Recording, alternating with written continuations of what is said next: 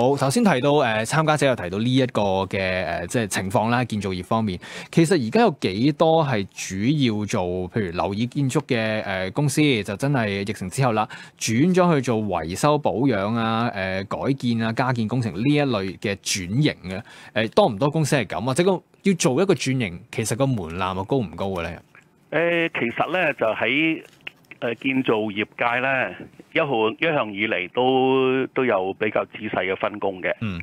咁啊，譬如你話做公務工程嘅，咁佢就可能就係集中公務工程嚇，就未必係做私人嘅項目。咁啊，公務工程裏邊咧，亦都譬如話大致上有土木工程嘅，都係有啲係建築物嘅嚇，或者係機電嘅咁樣。咁啊，如果私人嘅咧，你話起樓嘅同埋做維修啊、裝修咧，咁其實又可以講都係即係可以講係細分嘅不同行業。咁所以咧，你話係咪一下子就可以去轉型咧？咁就未必。咁但係當然啦，就俾佢一啲時間咧，咁即係大家都會諗計㗎。你譬如話佢可能係亦都揾一啲係某方面嘅分判商嚇，譬如佢話佢係熟悉呢個裝修嘅咁樣啊，可能係接到翻嚟亦都揾分判商幫手。咁總係咧喺呢個私人嘅項目真係嘅建築嘅項目咧大幅減少咧。咁個行業咧就的確都係出現咧有啲嗰個生計嘅維持咧都係有啲問題嘅狀況。咁啊，公務工程當然都好啲啦，因為財爺喺今年嘅預算案裏邊咧都講咧，由平均每年嘅900億嘅公務工程咧，佢都會增加到1200億。咁啊，呢個固然係由於咧就係目前譬如話開發呢個北都咁樣，咁啊各方面嘅公務工程都嗰個量都係會增加啦咁樣。咁至於私人嘅，你話係咪一下子可以轉公務咧？亦都唔係咁容易嘅，因為咧投標公務工程咧，無論係顧問公司或者係承建商咧，咁其實都有相當嘅資格啊，即係有咁嘅資格咧先可以投標。咁所以有人就話：喂，擔心呢個情況之下咧，會唔會有啲割喉式嘅競爭啊？咁樣嗱。當個市況唔好咧，大家喺嗰個落價咧係更加進取咧，呢個係好自然嘅事，一定會出現咁嘅狀況。咁但喺公務工程裏邊咧，就的確咧就唔係話靠價低咧就會中標嘅。但係政府咧就之前都有一啲分析，即係向立法會咧提交咗啲嘅數字嘅，就話你話係咪價低者得咧？你投標公務工程，咁就大致上啦嚇。你話要項目計咧，可能最終中到標嘅，大約可能60%度咧，就都係嗰個即係出價比較進取嗰間。咁至於銀碼計咧，但係一半度。咁即係調轉話講咧，有一半嘅銀碼咧，就即係並非咧係出價最低嗰個。嗱，因為咧政府工程同埋咧係政府委託嘅工程，譬如話交俾港鐵做啊，或者係政府資助嘅工程，以至公共事業機構等等咧，其實嗰個對於嗰個投標嘅制度咧，都係差唔多嘅。就係話第一就唔係單靠價錢，嗰個技術嗰個評分係好重要。即係所謂雙信封制啦。咁如果被技術係唔過關咧，其實價錢嗰個信封都唔使開㗎啦。即係話咧，技術唔過關，你一定都無論落咩價都投標唔到。咁啊，另外一方面咧，就係是否咧係割喉式俾個低價咧就得咧？咁亦都唔係嘅。譬如佢哋都會咧，無論政府也好，公共事業機構又好嚇，譬如你話機管局咁啦，或者醫管局啦，佢哋都會有團隊咧係喺落標之前咧，佢自己都有估算。咁如果某個投標者咧，嗰個價錢咧係特別係低，亦都冇一個即係特別好嘅解說，特別好嘅分析，咁咧佢就未必可以中到標㗎啦，即係話會剔除添嘅。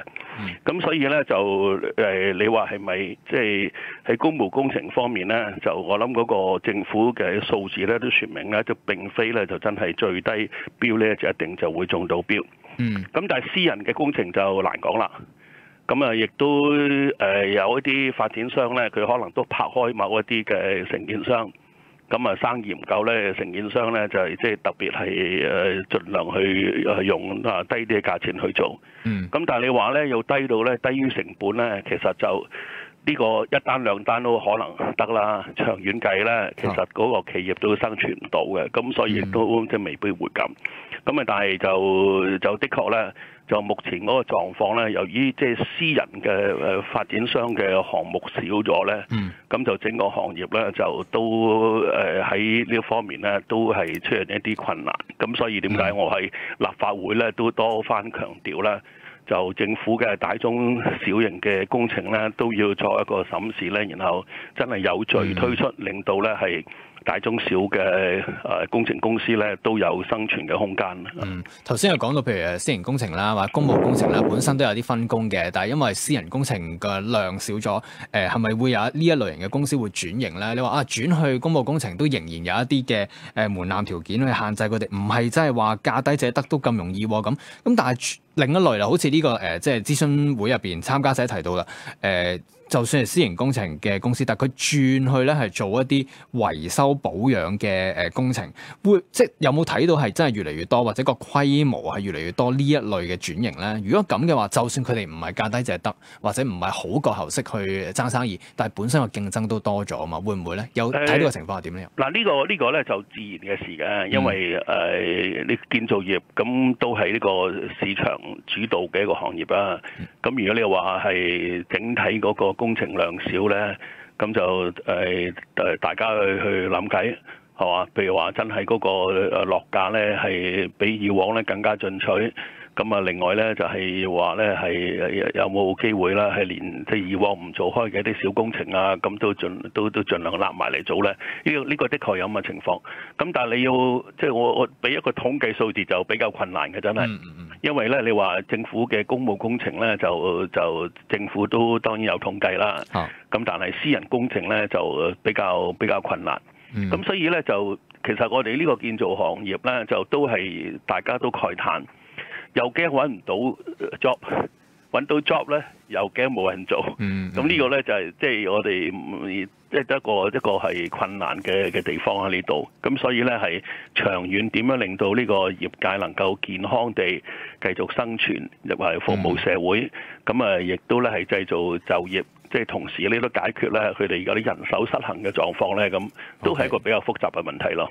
嗱，我引述下呢一個尋日發表意見嘅參加者咧，佢提到一啲建議可以做嘅，睇下羅偉國嘅諗法係點啦。佢話係咪可以咧，即係提供一啲誘因俾私人發展商，包括譬如稅務寬減啦、低息貸款啦。另外咧就話社區建設可以設立咧簡易審批嘅基金。呢啲做法係咪都令到即係更加容易一啲私人發展商可以去即係動工咧，有多啲誘因咧，同唔同意咧？嗱，實際上係嘅，就發展局咧，其實就都推出咗咧佢幾種不同嘅方法咧，希望刺激嗰個私人市場。